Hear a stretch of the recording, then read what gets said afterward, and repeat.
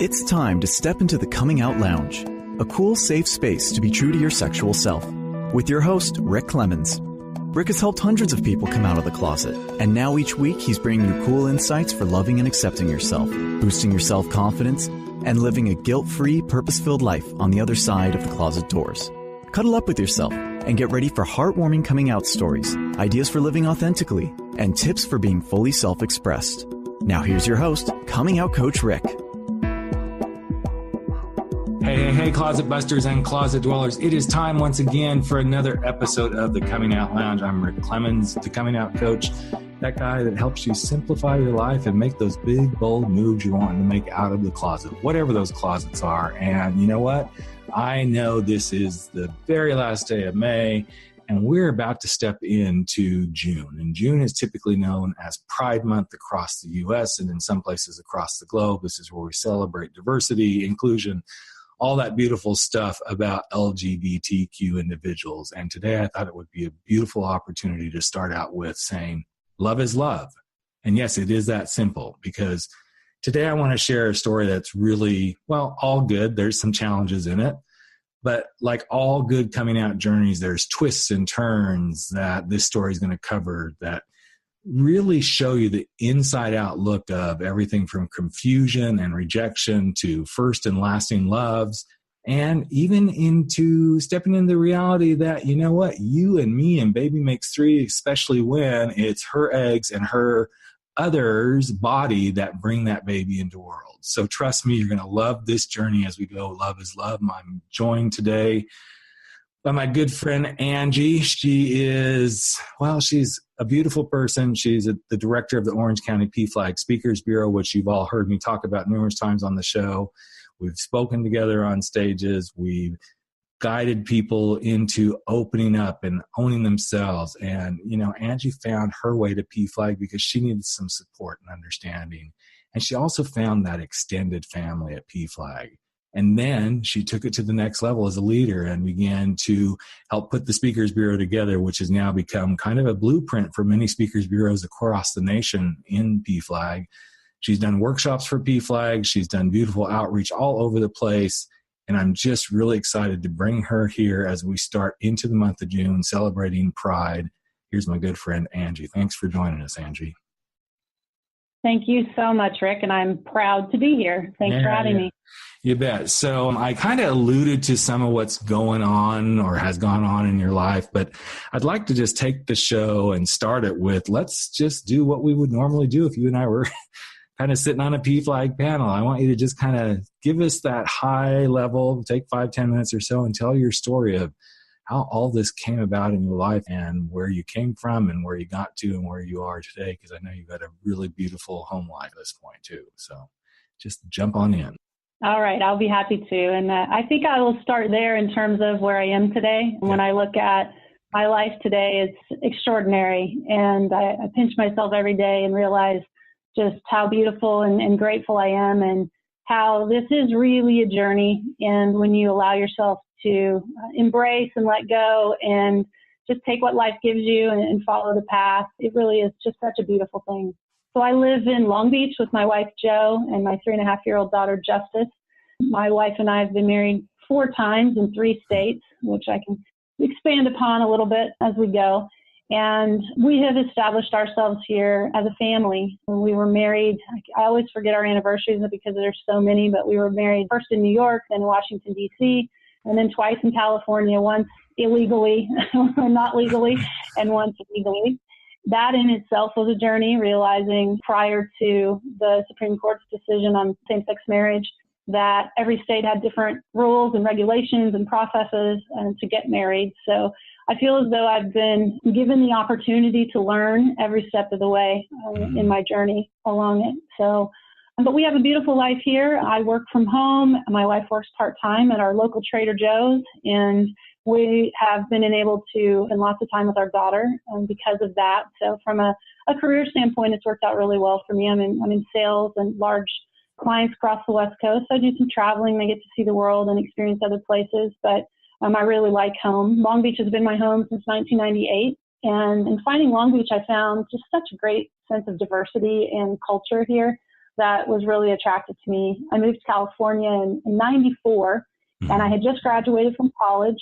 I came out when I was in college, I was a freshman in college, and I came from a rural home in farmland, Indiana, in the Midwest. And my coming out process was not easy. It was difficult when I think back, and when I think about technology and just how fast information is moving and the support that's out there now for the LGBTQ community, it's really amazing to me because I didn't have any of that. I felt pretty clueless as a teenager. I didn't even realize for myself what gay was or that I was that until I was about 18, 19 years old. And I realized it when I fell in love, and she just happened to be a really smoking hot girl. And it blew my world open, as well as my parents when I came out, because religion was a huge part of our family. I'm raised Missouri Synod Lutheran, a very conservative sect of the Lutheran Church there in Indiana. And when I told them that I was gay, and I didn't even say the words, I was too afraid at that point. When I told them I had feelings for another woman, it really changed my life. And at that point, I felt really alone and on my own. And I made it through that with some support of some really good friends. You know, most that have come out in the LGBTQ community know that you make your own family sometimes when you don't have the support of your family. But I'm happy to say now that my family's come a long way.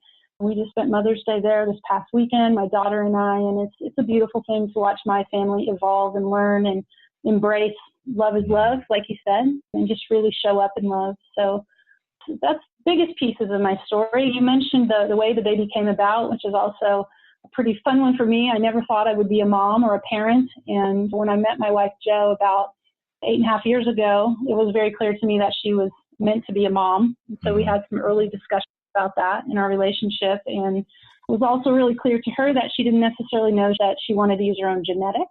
Yeah. So we came to the understanding that maybe we could use my genetics, my egg, and that she would birth the baby, and that's what we did. So that in and of itself also was a process. I learned so much. We ended up having the baby at home, a planned home birth, and a lot of just amazing education and support that came along with that experience. And then for any parents out there, being a parent is another journey in and of itself. So I'm learning every day and embracing that as well.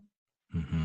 Well, you did really good in getting that story out in a very quick time. You and I have had a lot of practice doing this on stage, but I love the pieces, that all came together. So, one of the things that I know many people who listen to this podcast struggle with are almost every piece of your story that you just told: family, religion, coming out in a rural area or coming out in a culture that is, is not accepting, and then suddenly finding yourself and then realizing the beauty of family can mean lots of different things, whether it's the family that you are raised in or the family that you create to help support you.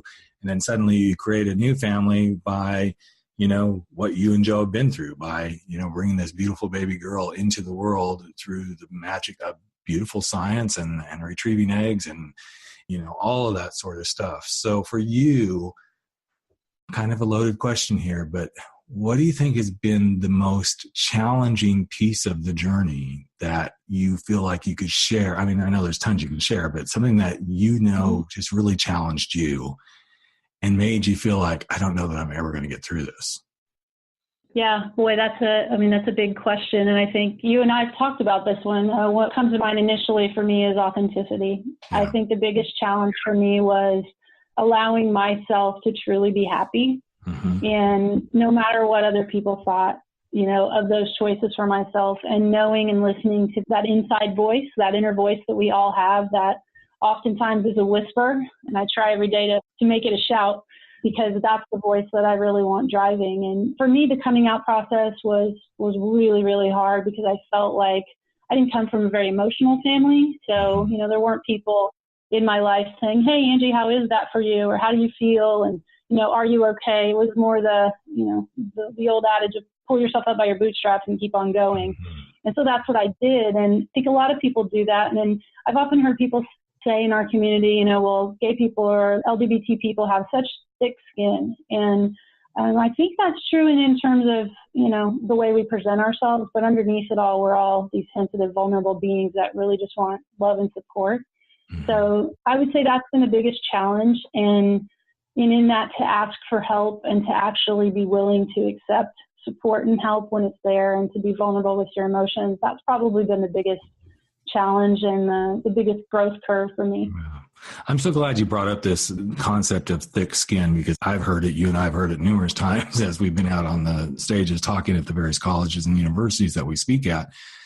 And I almost feel like that can be a real detriment to somebody who may be trying to come out. They're like, okay, well, if I don't have thick skin, I'm not going to make this. And the truth is, as you said, yeah, it may appear that way, but I know you've seen me and I've seen you when we've been speaking. That thick skin can actually dissipate in a moment, because we can be in the midst of saying something and the reality of that past feeling really hits and we break. I know I've broken numerous times on stage, because as thick-skinned as I can be, there are those moments where I still get taken back to those times where I was told you can't be that, or you're going to go to hell, or all these different things. And I just want the listeners to know that, yes, thick skin's going to help you, but if you don't have thick skin, you're still going to get through this. You just got to trust in yourself and believe in yourself and let the vulnerability show. I think sometimes when we don't let our vulnerability show, we definitely can lose ourselves into the abyss of, oh, I'm not good enough. You know what I'm saying? I do. And, I will add on to that worthiness comes to mind. Really realizing one's worthiness and worth on this earth is so vital and important, because the beauty that we each bring to this world is our difference, right? Yes. So embracing the fact that you might not be like everyone else, or act like everyone else, or talk or walk like everyone else is okay, and to stand in that. And I'm so encouraged by our young people that I see, particularly within PFLAG, who see that at a much younger age, are able to embrace that and harness it, because it's so powerful to be able to stand in that, and the change that it makes day to day in people's lives when you show up as who you are versus putting the mask on is so important. And I would also say that my daughter has really helped guide me in that. I tell her every day what a gift and a good teacher she is for me, because she's really shown me that, we're perfect. We're all perfect. And Right. There's so many things that can get in our way. And when we think about, each of us growing in this world and where we come from and our stories, that at the end of the day, when we look at ourselves, we're perfect. And just reminding ourselves of that, just like when we look at these little precious babies, right, that is who we all are inside. Mm-hmm.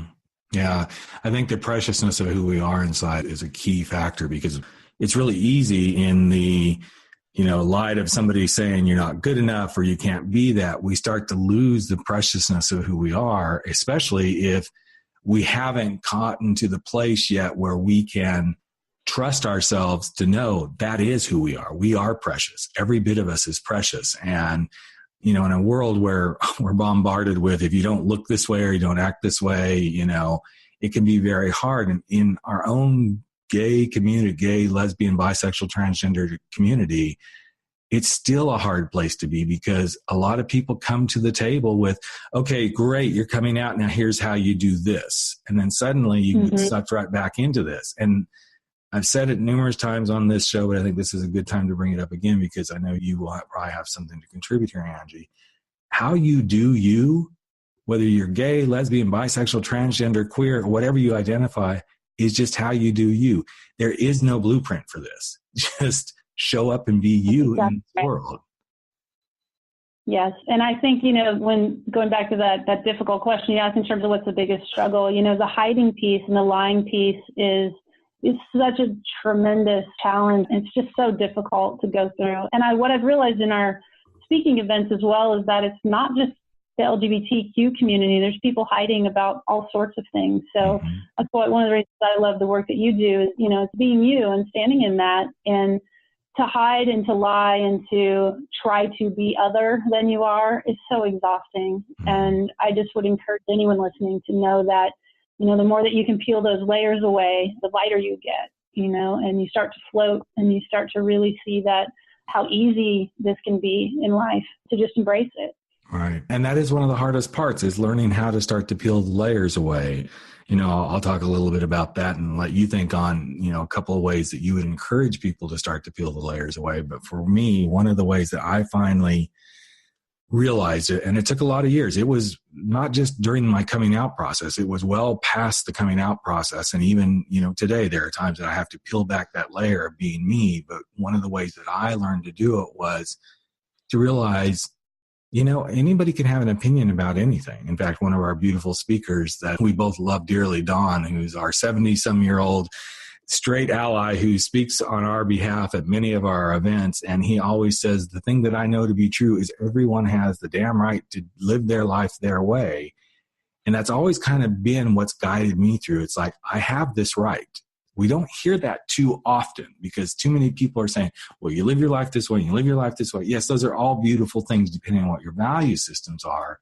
But one of the things that constantly catapults me forward in being able to continue to be or striving to be as authentic as I can be is to realize I do have this right to live my life my way. And I think a lot of times people lose that. The other thing that I've also really clung to over the years is, and this is just typical personal development 101 sort of stuff, but you got to take care of yourself. You've really got to take care of yourself. That doesn't mean become an asshole or a jerk and not care about others. But if you don't take care of yourself, it's really hard to start to want to take care of other people or even give them the time to really help understand you. I've found so many LGBTQ individuals, and I'm not just saying this is the only place it happens, but because of the work we do, who are really adamant about, kind of being in people's face and everything. And I agree, there are moments for that. But I also sometimes have to pull them back and say, okay, let's talk about why this is where you are. And what I've found is most people who are just so angry and adamant about their LGBTQ life have either been really hurt, which is, a reason to feel the way they do, or they've been trying so hard to be everything for everyone else, the people that they've come out to, the community that they've stepped into, and they've made no room for themselves. So one of the things I highly encourage is a lot of self-care when you're trying to go through these doorways. So just curious, Angie, what are some of the things you've done to help really open yourself up and peel back the layers so you could be this person that you've become, which is a very open, authentic person? I love what you just said, Rick, because that is exactly what's happened in my life as well. The coming out process was just the very first layer. And what I've realized is there are so many more layers under that. And I really look at my coming out and being gay for me as being the blessing in all of that, because it really helped me have to look at myself. And I feel like for a lot of people, they're never necessarily faced with anything challenging like that. And then when they come across something, they haven't really come to understand themselves. So personally, for me, what happened was prior to this relationship, I was in a relationship for 11 years with another woman, and we were not married. We decided after 11 years that we were going to split. So at 38 years old, I was single in Long Beach in Los Angeles going, what does this look like?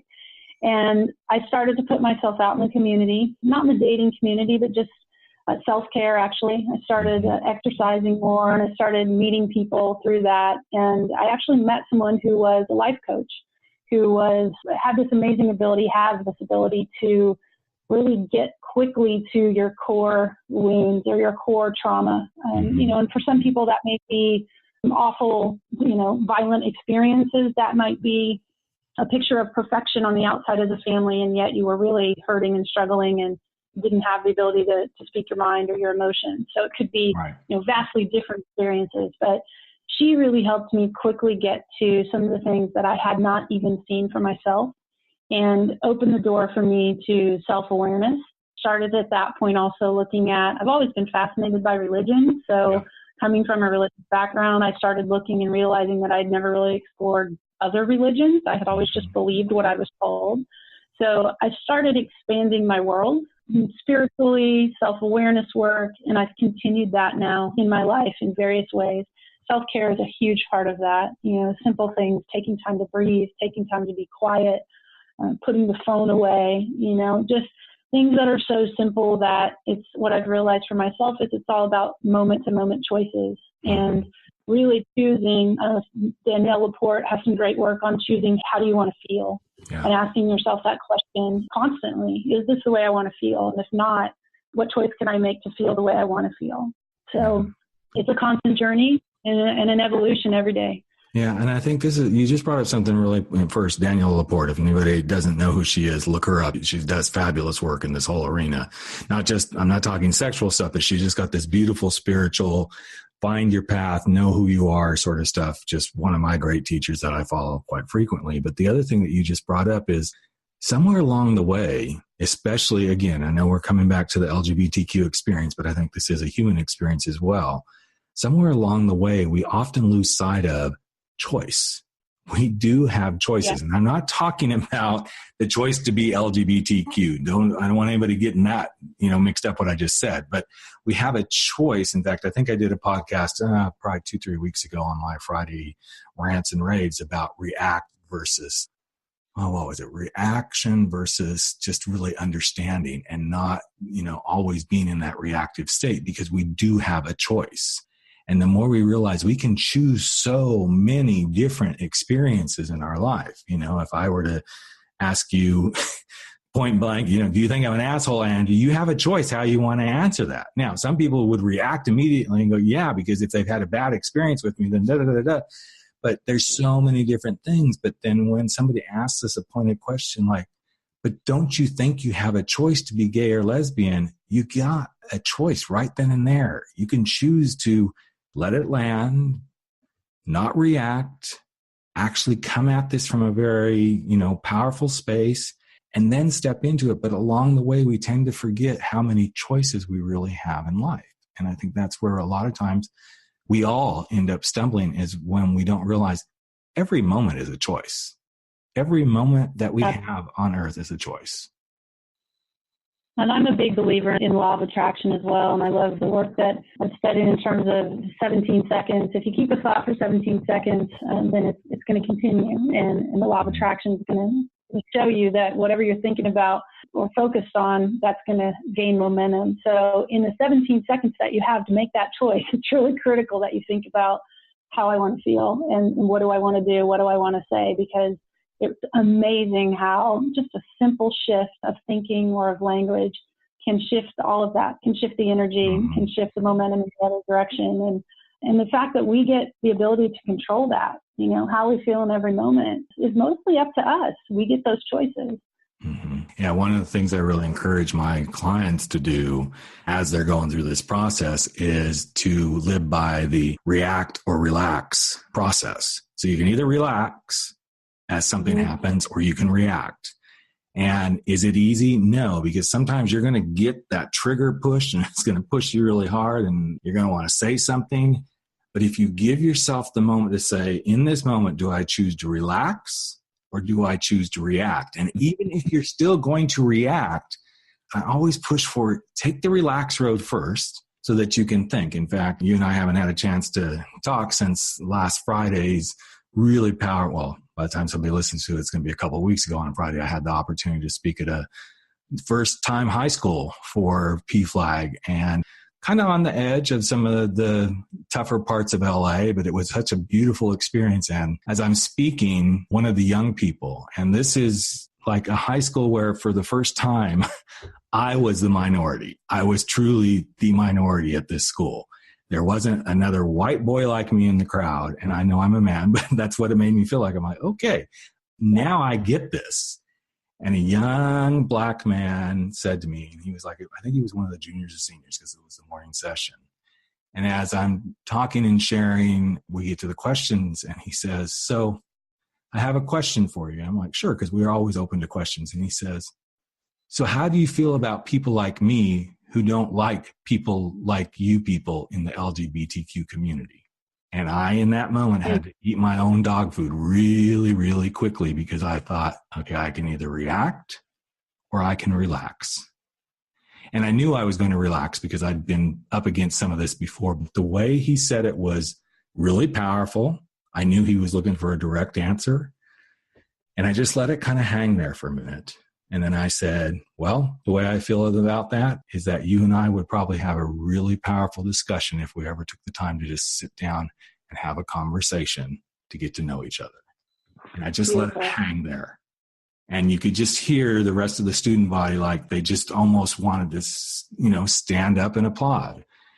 But had I not given that moment, had I jumped right in and had I reacted, which, could have happened in another situation, who knows what difference it would have made. And when we got done and that kid was walking out, I was standing kind of on the corner where they go into the building, and we just kind of looked at each other, and he just nodded and I just nodded at him. I knew we weren't going to have a conversation because it was class time, but just that little nod to one another was enough to me to know I had an impact. Doesn't mean I changed his mind. Doesn't mean, anything's going to be different, but at least I knew I had somewhat of an impact on him because I allowed him to see a side of love is love. And even if he doesn't love me the way he feels like he could, there was an understanding that just happened between two human beings.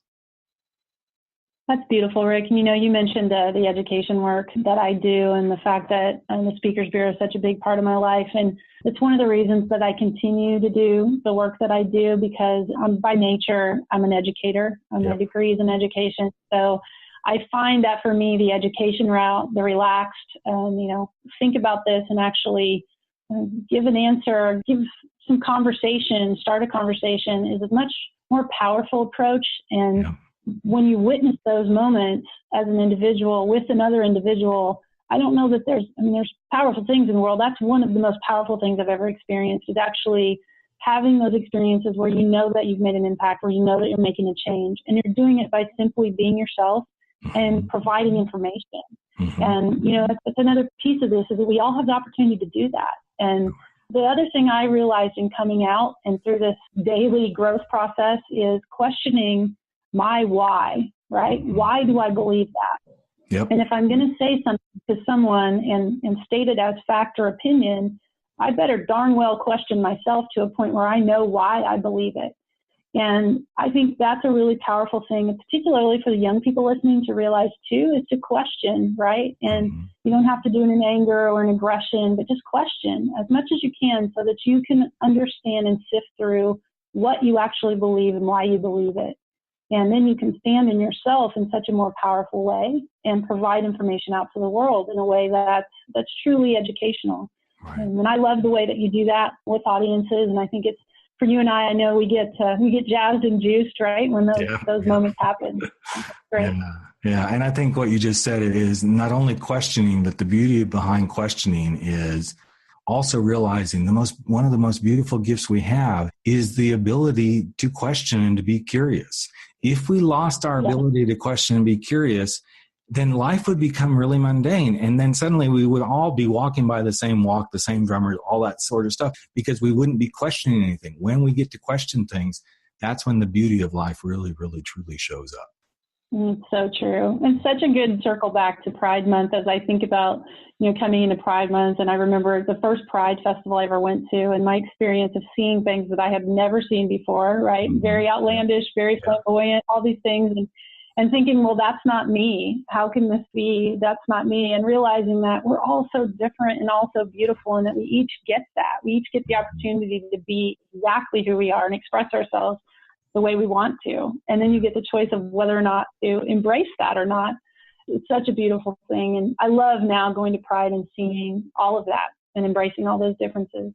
Yeah. And I think that's a beautiful place for us to probably wrap things up here today, is to just encourage everybody to see the pride in themselves and step out and see the pride in who you are. And that doesn't mean if you're not ready yet to step out and be out or be at a Pride Festival, we're not saying go do that. But when you're ready, I think it's a rite of passage. It's also as Angie just said, it's a very beautiful, eye-opening experience for you to be able to, and trust me, we're all going to have it. We've all had it. It's going to be a beautiful space for you to step into your own level of homophobia or, discrimination and everything. You will see lots of diversity, and you're going to be given the opportunity to say, yes, that's not me. And I know who I am, but also to truly give others the absolute beautiful blessing of being exactly who they are. So I think that's just, you couldn't have wrapped it up better for this episode of the Coming Out Lounge. So before we go away, I would love to ask you, because I ask all my guests, if you could leave one bit of advice for people listening that would just move them along, which you've already done beautiful pieces of it, but if you could leave one last, gem of wisdom, what would you like to leave the listeners with, Angie? Oh my goodness. I think it's just the general message of seek yourself, seek that bright light that shines within you, and know that no one can put it out. It's within each of us. And no matter what's happening in the world around you, in your family, in relationships, with yourself, that you still have that bright light and that you're perfect and that you get the opportunity to shine that light everywhere you go. That's awesome.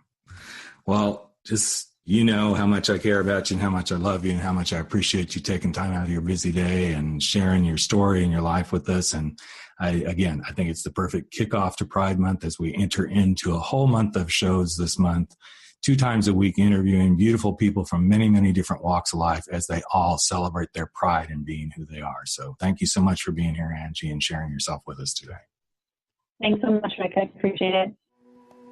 All right, Closet Dwellers and Closet Busters, that's it. We're wrapping it up this week, another episode of the Coming Out Lounge. And I just want to say thank you for always being a listener. And something that would help us really get this podcast out in the world to reach more people who could probably use this kind of support, to know that they're not alone, would be if you would be willing to go out there and give us a beautiful rating and review on whatever platform that you're listening to the podcast, be it iTunes, Stitcher, SoundCloud, wherever you are interacting with us on the Coming Out Lounge. That would be awesome. Also, if you would share it with people, send it in a link via email. Do it from your iPhone. If you're listening to podcasts on your iPhone, there's a share button right there that you can make this happen. And the reason for that is we want to get this thing out there where more and more people can listen to it. Also, if you have any questions, comments, concerns, would like to ask a particular question to be answered on the air, please give us a ring at 949-371-8559, 949-371-8559, or email me at rick@rickclemens.com, rick@rickclemens.com, and that's Clemens, Clemons. We'd love to hear from you. Again, thank you for listening. I'm Rick Clemens, the Coming Out Coach, that guy that helps you make those big, bold moves in life to go do the thing you're meant to do. Take care, everyone, and have a great week.